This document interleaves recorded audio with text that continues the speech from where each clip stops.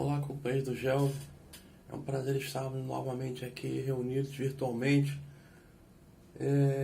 Nós vamos falar hoje do capítulo 14, Honrai o vosso pai e a vossa mãe, do item 8, que fala da parentela corporal e da parentela espiritual.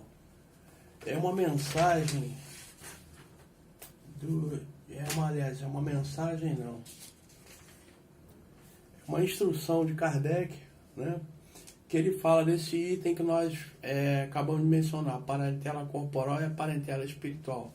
Vejam bem que Kardec, ele não só recebia a mensagem dos espíritos e transcrevia naquilo que ele achava que era importante para a obra, mas como ele também fazia os seus comentários. Os comentários de Kardec são tão valiosos quanto as instruções que os espíritos faziam, porque ele fazia essas observações baseado em várias mensagens que ele recebia, lia, analisava e dali, logicamente, submetido tudo ao bom senso do qual ele era portador em grande proporção, ele fazia suas observações e colocava nas obras, né, quando ele achava que era oportuno fazê-lo.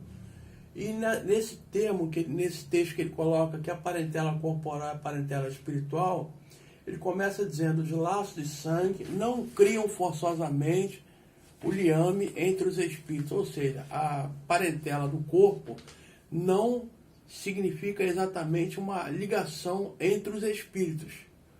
E é muito interessante isso, porque na passagem que Jesus dialoga com Nicodemos, Jesus coloca isso também. Quando ele fala: o que é nascido da carne é carne, o que é nascido do espírito é espírito. Então ele coloca aí dois tipos de formação, uma formação física e uma formação espiritual. Ou seja, a formação física, que é a formação do corpo, se dá na união de dois seres, que cada um contribui com uma célula, dando uma origem ao novo ser, não é isso? Então o pai e a mãe fornecem apenas o corpo, o espírito já é nascido do espírito, não é uma obra de papai e mamãe, mas sim uma obra de papai do céu, que é Deus, não é isso?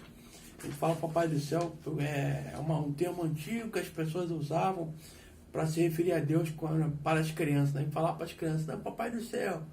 E de vez em quando eu tenho uso esse termo, que eu acho bastante interessante, né? Então Jesus fala: o que é nascido do corpo é corpo, o que é nascido da carne é carne. Aliás, o que é nascido da carne é carne, o que é nascido do espírito é espírito. E ele fala, né, para Nicodemos: o espírito sopra onde quer e ouve a sua voz, mas não sabe de onde vem nem para onde vai. Ou seja, o corpo nós sabemos, nós conhecemos, nós acompanhamos a sua formação desde o óvulo até a origem de um novo ser, quando esse ser dá os primeiros gritos, né, quando adentra de vez ao mundo físico, não é isso? Então nós acompanhamos dali e vamos até a sua juventude ou a sua maturidade. Mas o espírito nós não sabemos que tipo de espírito está encarnado naquele corpo. E uma coisa que o pessoal sempre fala dentro da doutrina espírita, que é bastante interessante também, eu sei que isso vai chocar algumas pessoas, quando a gente fala assim, tem um amigo que ele fala para nós assim: toda generalização é perigosa, né? Então quando nós falamos que os espíritos que reencarnam numa mesma família ou que são próximos têm uma ligação entre si, nem sempre é assim. Tanto que Kardec coloca aqui, ó: os que encarnam numa família, sobretudo com parentes próximos, são as mais das vezes, mas ele não diz todas as vezes, são as mais das vezes espíritos simpáticos ligados por relações anteriores, que se expressam por uma afeição recíproca na vida terrena. Mas também pode acontecer sejam completamente estranhos uns aos outros.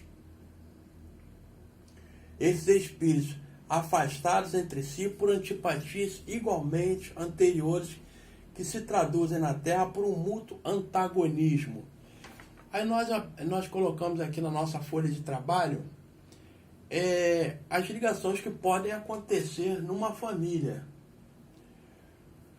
São 3 tipos de ligações. São ligações anteriores por simpatia, né? Os espíritos que reencarnam podem ser simpáticos àquela família. Simpatia se traduz em bem-estar, em alegria, né? Bom receber aquele que é tão simpático a nós. Estranhos, ou seja, não despertam simpatia nem antipatia, são indiferentes. E os antipáticos, aqueles que a gente fala assim, não sei por que esse camarada ou essa camarada ou essa pessoa veio junto na nossa família. Porque parece que é a ovelha negra da família. No meu caso, que sou afrodescendente, eu falo que é ovelha branca. Não é só de brincadeira, né? É porque é aquela pessoa que é totalmente estranha e que causa mal-estar dentro do grupo familiar. É aquela pessoa que, quando a família é calma, a pessoa é totalmente explosiva. Enquanto todos são cordatos, que procuram a harmonia, aquela pessoa que desarmoniza tudo, que faz uma confusão tremenda, são espíritos antipáticos, que vieram naquela família para nos provar. É uma provação, nós temos que superar essa antipatia e transformá-la em simpatia, né? E aqueles espíritos estranhos, que estão naquela família que a gente fala assim, eu não sei porquê ele vem na nossa família. A gente ainda brinca e fala assim, esse aí nasceu na família errada, né? Porque não tem nada a ver com a família. Não causa mal-estar, mas também não causa nenhum bem-estar. É totalmente diferente. Espíritos estranhos, tem uma forma... A gente até fala assim, não se parece nem com o pai nem com a mãe. Porque a gente tem essa cultura ainda de ligar as características do espírito aos pais, né? Ou é calmo como o pai, ou é nervoso como a mãe, ou vice-versa, né? Isso também tem a ver com a simpatia e com a antipatia. Tem espíritos que têm uma relação de identidade entre aqueles companheiros, entre o pai e a mãe. Então, por afinidade, ele guarda algumas parecenças, né, ou melhor dizendo, algumas características semelhantes ao grupo em que ele encarnou. Mas tudo por uma antecedência espiritual, não é isso? E existem aqueles espíritos com ligações anteriores que são espíritos simpáticos àquela família. Muitas das vezes servem até como o arrimo da família. Ou muitas vezes são aqueles espíritos que são o esteio da família. Ou muitas vezes são aqueles espíritos que vão auxiliar na harmonia da família, né? São espíritos simpáticos, né? Uma vez são simpáticos mais ao pai do que à mãe, ou às vezes mais simpático à mãe, ou às vezes simpático aos dois, né? Que muitas das vezes, até na nossa visão terrestre, são tidas como preferência. Ah, fulano prefere fulano. É uma questão de simpatia, de sintonia, né? Então, 3 ligações. Espíritos simpáticos, ligações anteriores por simpatia, ligações anteriores por antipatia, aqueles espíritos totalmente indiferentes. Nesses espíritos totalmente indiferentes, a gente lembra muito, o Ricardo falou na semana passada, do exemplo de Jesus, né? Que seus irmãos eram totalmente indiferentes à missão de Jesus, né?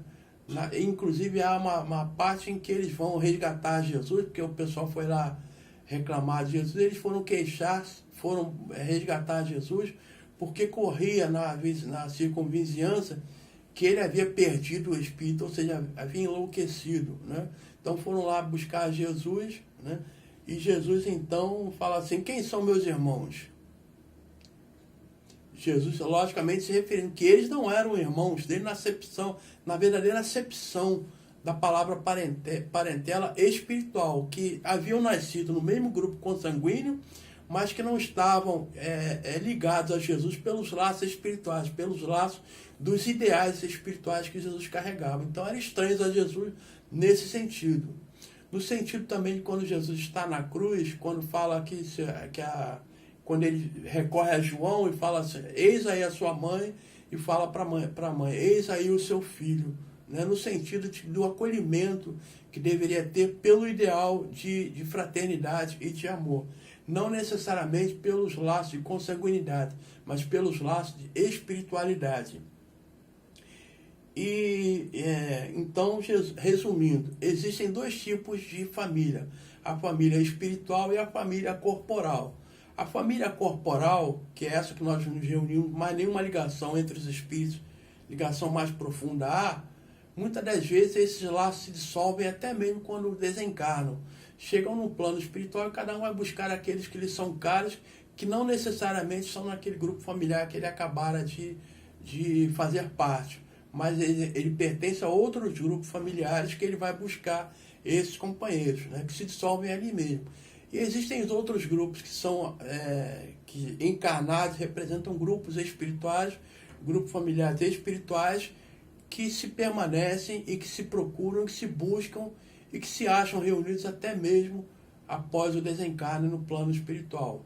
Então é bom a gente tomar muito cuidado e não achar que isso aí seja uma absolvição ou uma desculpa para a nossa indiferença ou para nós não tratarmos bem ao nosso grupo familiar, né? Porque é um desafio para nós tornar os inimigos nossos amigos e tornar aqueles estranhos nossos amigos também, para que um dia possamos formar sim uma família espiritual, que não englobará 1, 2, 3, 10 ou 20, mas toda a nossa família universal, porque essa é a vontade de Deus. Saímos da parentela corporal para uma parentela espiritual, abrangendo o máximo de companheiros que pudermos e que estarmos ao nosso alcance, fazê-lo a partir de já, tornando todos nós um só rebanho para um só pastor. Obrigado a todos, muita paz.